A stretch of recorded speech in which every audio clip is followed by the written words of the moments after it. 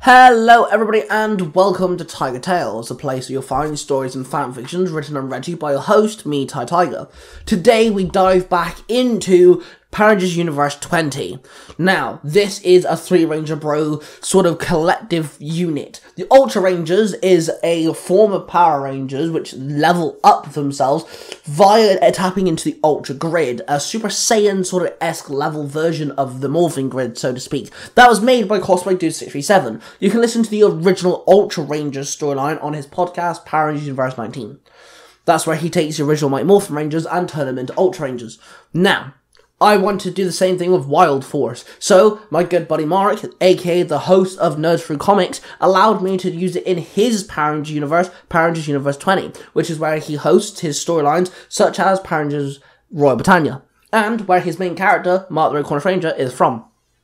In this chapter, we're going to see some of the tests. Ultra Rangers are not yet Ultra Rangers. They've been, of course, gifted the ability to able to tap into the Ultra Grid, but only if they pass certain tests, because someone came along and destroyed the Animarium and killed the Wild Zords and taking their essence, and to get their essence back and to revive the Wild Zords, they're going to need some Ultra powers. So let's dive in.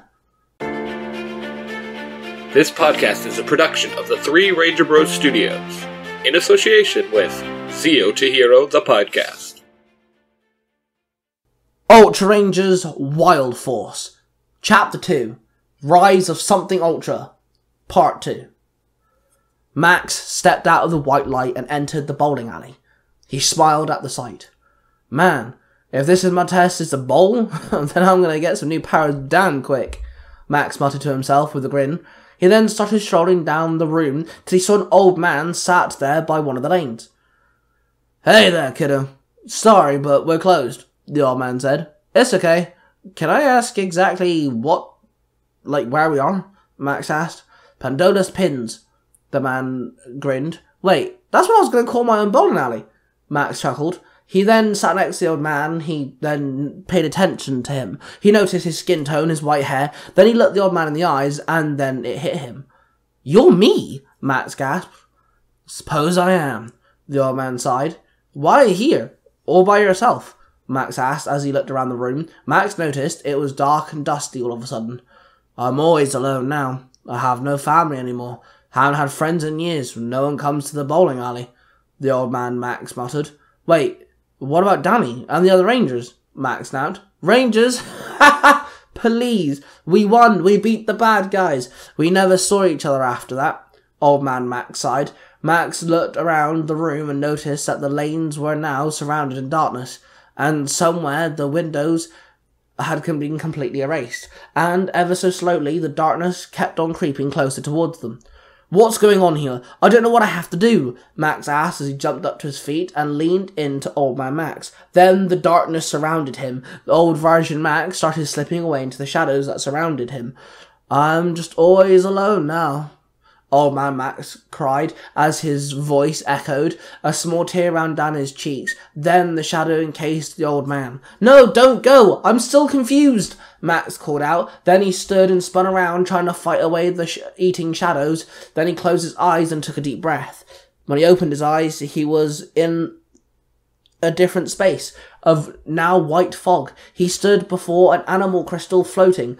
Next to it was a new animal crystal saber. The crystal was blue, but it was foggy. Max couldn't tell what animal was inside. The new crystal saber floated there too. Max then noticed someone stood there watching him. He turned to see Nazor, the Duke Org, from his old Ranger days. Max dropped into his fighting stance. Nazor raised his hand. I am not the Duke Org you think I am, Max. I am just using this as an avatar, so to speak. What are you then, huh? Max barked. I am the Ultra Grid. Come to talk to you with your test, Nazor explained. Oh, okay. Sorry, you kind of look like a bad guy. I thought you were gonna... Max shrugged as he stood straight. Again, I understand. Now you met yourself from the future.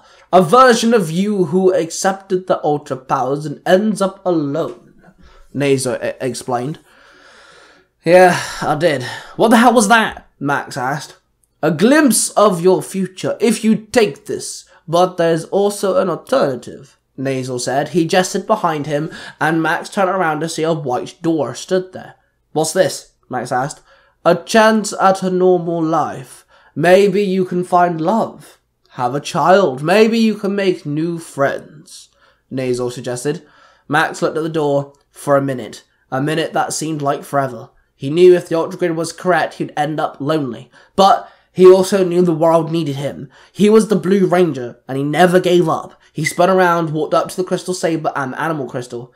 Never give up, man. Why'd I turn my back on the world now that it needs me? Max said. Then he slotted the Animal Crystal into the saber. Then the fog around him suddenly cleared. Max looked up and saw a massive Zord. It was stronger than his Shark Zord that Max knew so well. Max, I present to you the Ultra Bat Zord. He is cunning and wise, and here's all, Nasal told him. The Ultra Bat Zord was a deep ocean blue with massive wings and huge ears. The entire Zord was covered in silver and red accents. Nice to meet you, Max said awkwardly. The Ultra Bat Zord took flight and shrieked out. The crystal in Max's new saber became clear as well, revealing the small bat inside the crystal. Max then was teleported away. Danny walked out of the light and entered his kitchen. Well, now I'm confused. This is just my house, Danny muttered to himself. Then he walked into his living room and found Nasal sat in his armchair. Before you get defensive, I am not the Duke Org. I appear to be. I am the Ultra Grid. This is nearly just an avatar, Nasal explained. Danny nodded his head and pushed his glasses up. I have no reason to believe that you'd be actually Nasal, Danny chuckled. Do you know why you are here, Danny? Nasal asked. I know I must be tested, but I do not know why we're in my house, Danny stated. Your test is about holding the key to one's effect. I'll show you something, will happen in your future whether you like it or not. It affects a loved one. It is up to you whether you tell them, and change their future, Nasal explained. Can't be too hard, can it? Danny asked with a slight smile. Then everything went black for Danny. He then saw his son Maxwell running in a quarry. He saw 8 Ultra Rangers fighting a wizard who was beating the Rangers. Maxwell ran into the fight. He pulled out Danny's old ground morpher, flipped it open, and called out Wild Access. Then morphed into the Black Bison Wild Force Ranger.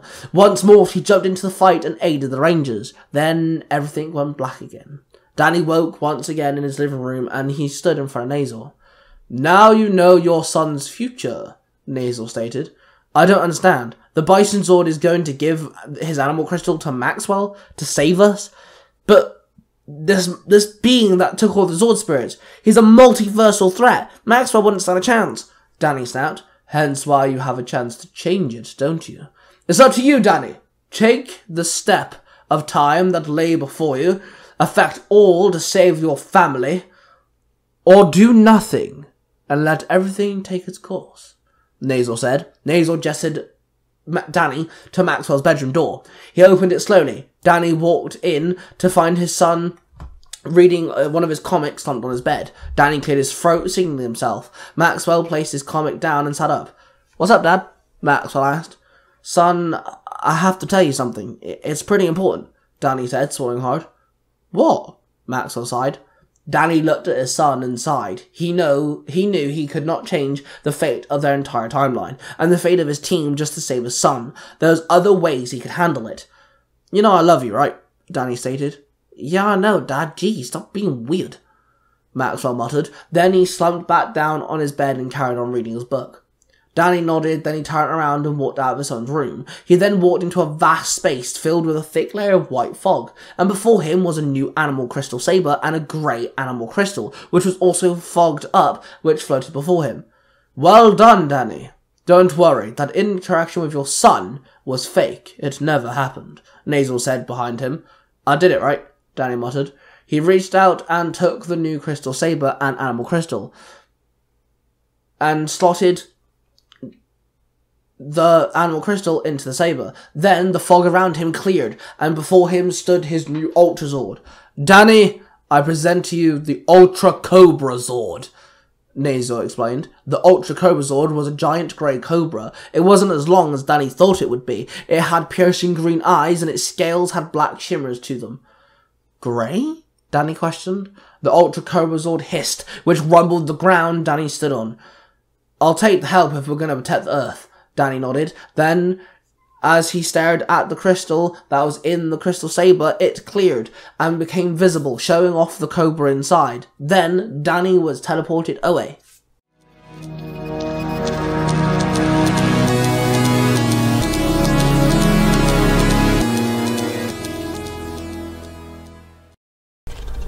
My name is Ace, and I use a device called the Color Matrix, which allows me to hijack alternative universe versions of myself. I have the multiverse at my disposal, from being a Power Ranger to being a Spider-Man to piloting the Orville to being a vampire slayer. I can do it all. I can spend 8 hours of my time. Of course, time is different in each universe, but 8 hours of my time piloting a version of myself. So come, explore the multiverse with me. See what my world is like in different universes. Explore the multiverse. If you want to hear such stories, then come and listen to The Color Matrix on Tiger Tales, The Lost Stories, found on YouTube.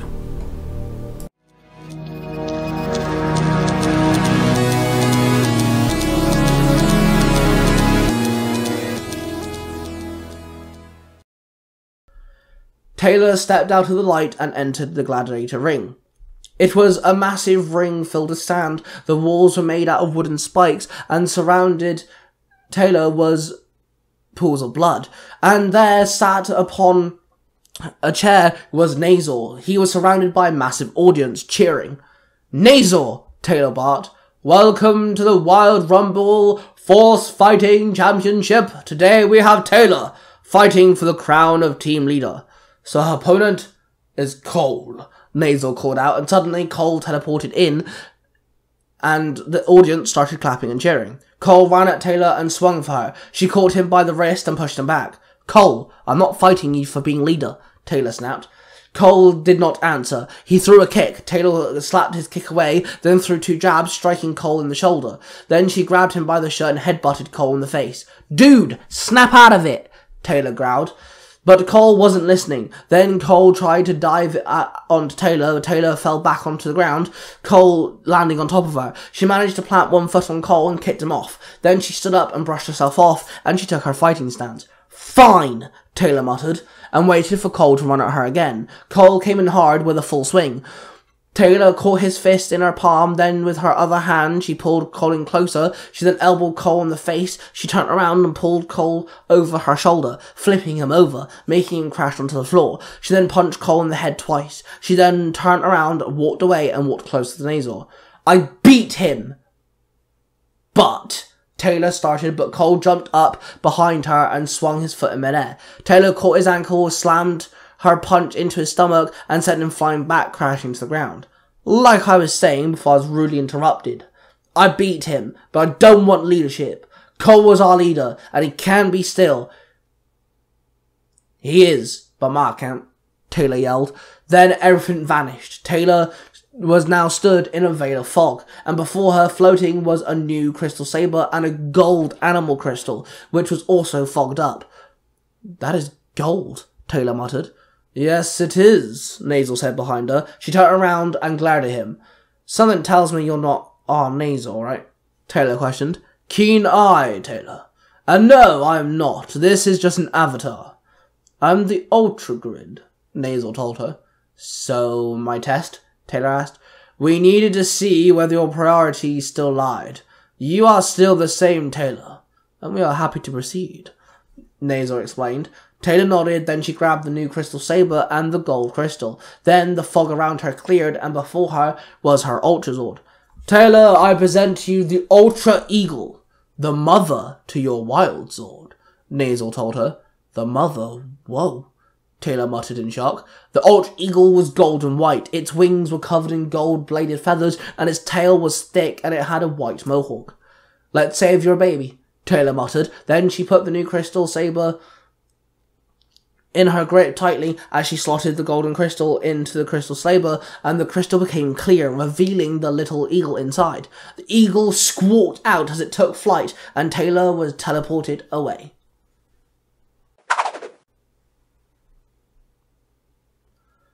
Alyssa walked out of the light and entered a school. It wasn't her school. She did not recognise the building at all. She walked up to the main entrance, where suddenly a woman burst out and looked at Alyssa dead in the face. Headmistress, if you please, we have an issue, the woman said sternly.